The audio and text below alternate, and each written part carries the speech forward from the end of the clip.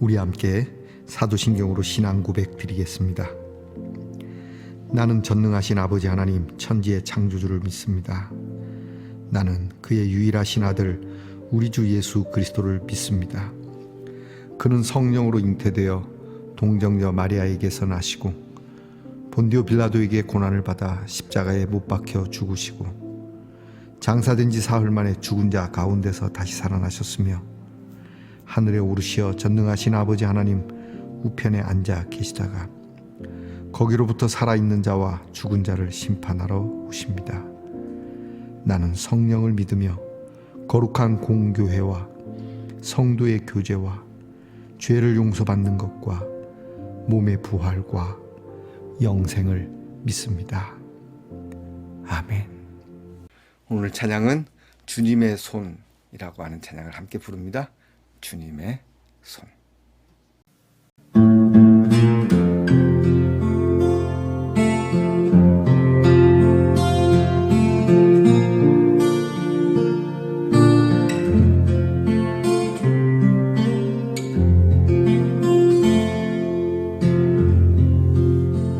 주님의 손 연약한 날 붙드시고 궁핍한 날 채우시며 굶주린 날 먹이시네. 주님의 손 헐벗은 날 입히시고 상처난 몸 치료하시며 상한 영혼 위로하시네. 주님의 손 모든 환난에서 날 건지시고 주님의 손 젖된 아이 같은 날 돌보시며 주님의 손 나의 걸음을 인도하시고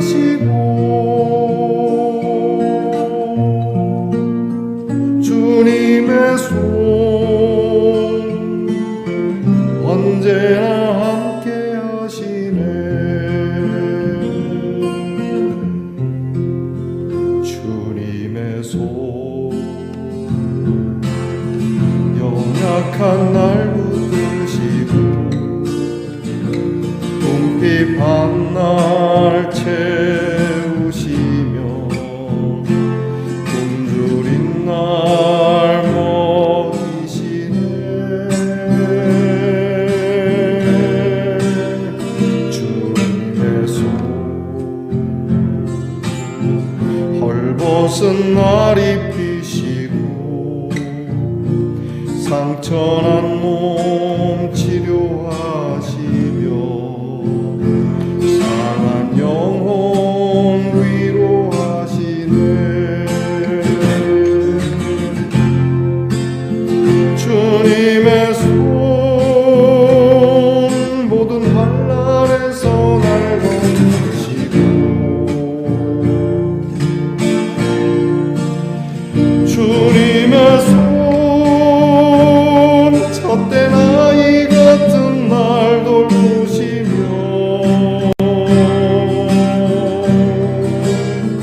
주님의 손 나의 걸음을 인도하시고 주님의 손 언제나 함께 하시네. 주님의 손 모든 환난에서 날 건지시고 주님의 손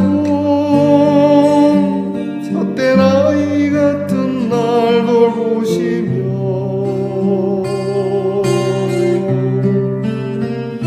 주님의 손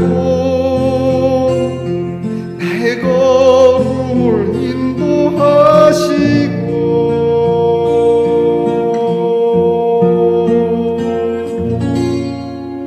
주님의 손 언제나 함께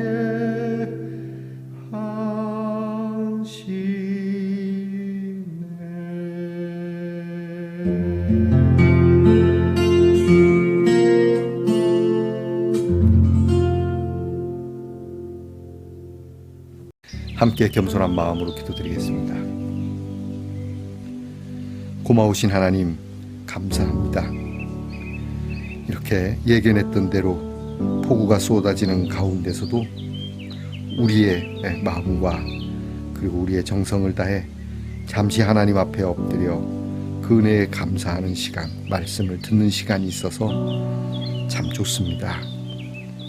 예견했던 대로 비가 많이 오는 것처럼 우리가 하나님의 은혜 가운데 하나님 나라에 있게 될 이것을 믿음으로 예견하게 하시고 이것이 우리에게 확증이 되어 오늘도 주의 십자가와 그 부활의 능력 앞에서 담대하게 폭우를 뚫고 우리의 일을 행할 수 있게 하옵소서. 이 폭우 속에 우리 믿음의 식구들을 지켜주시고 또한 이 폭우로 인하여 심한 어려움을 겪을 수 있는 우리의 사랑하는 이웃들을 긍휼히 여길 수 있는 저희들이 되게 하옵소서.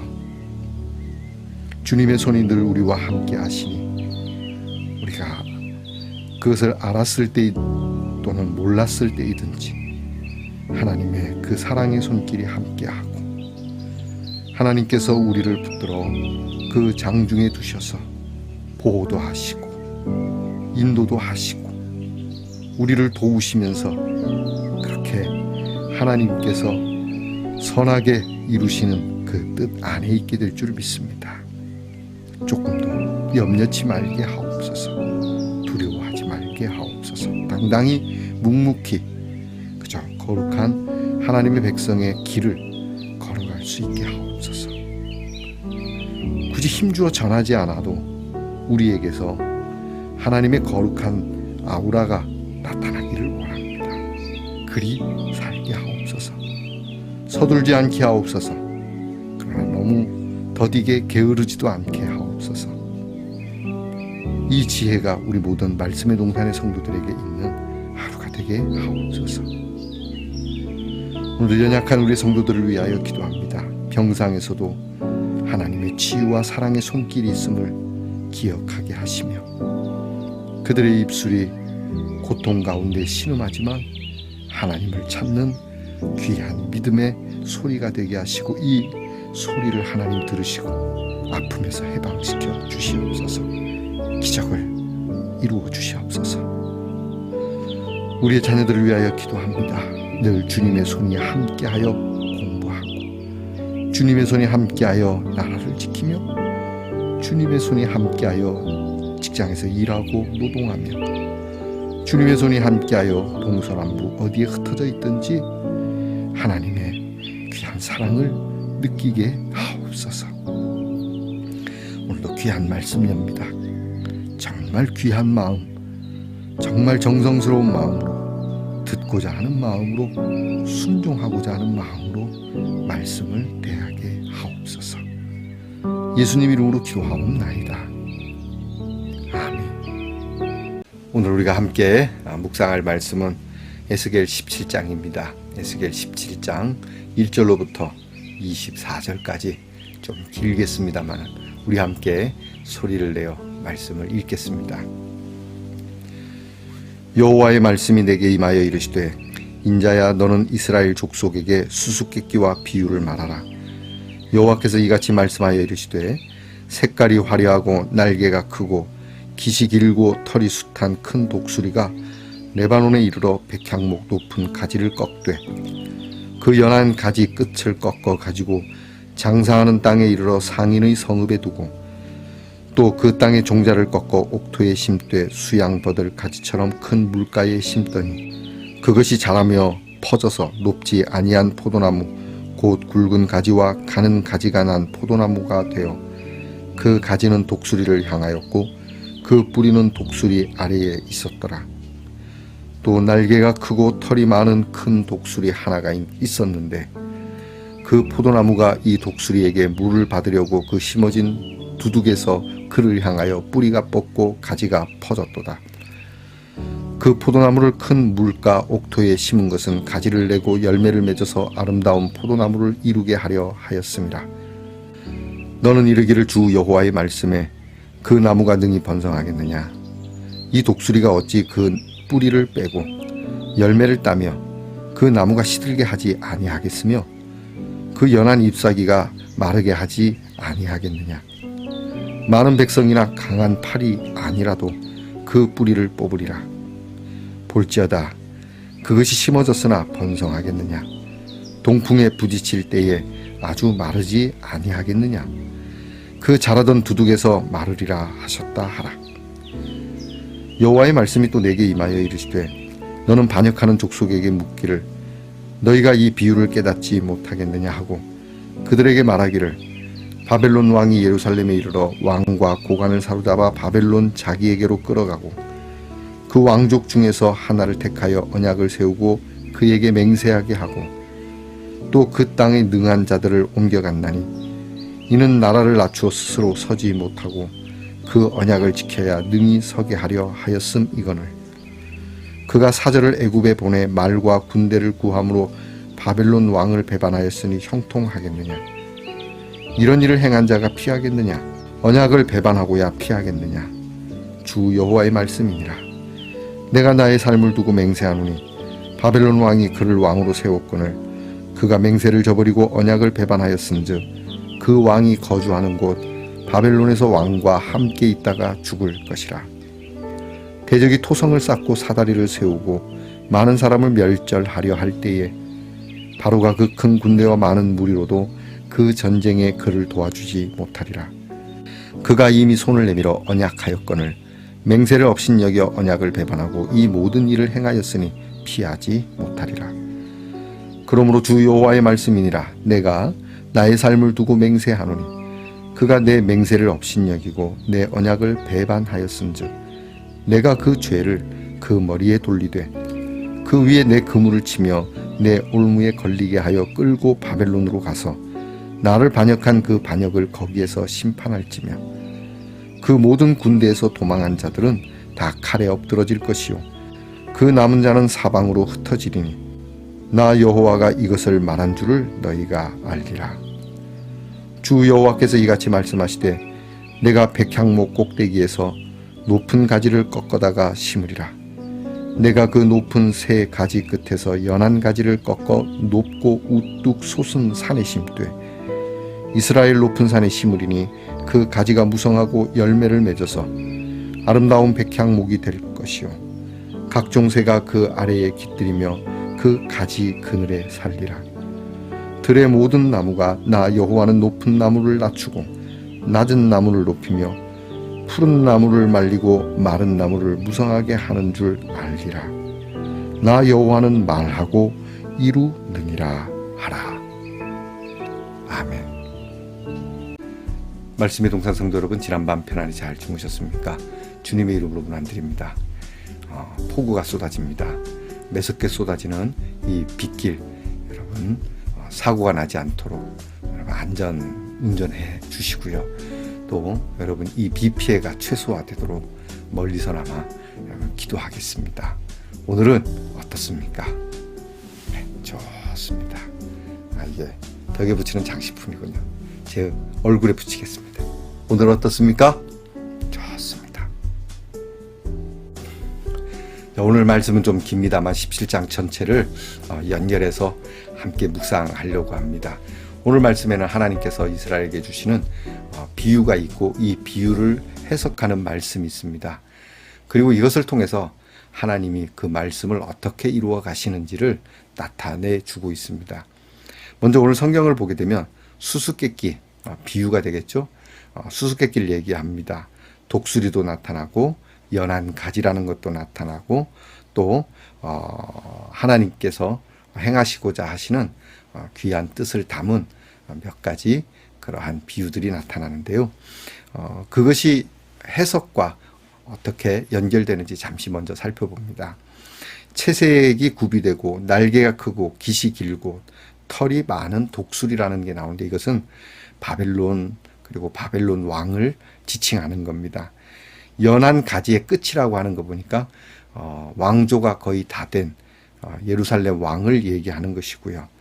장사하는 땅에 이르러 그 성읍에 이것을 둔다는 얘기는 이것을 포로로 끌고 가겠다라고 하는 말씀이 됩니다.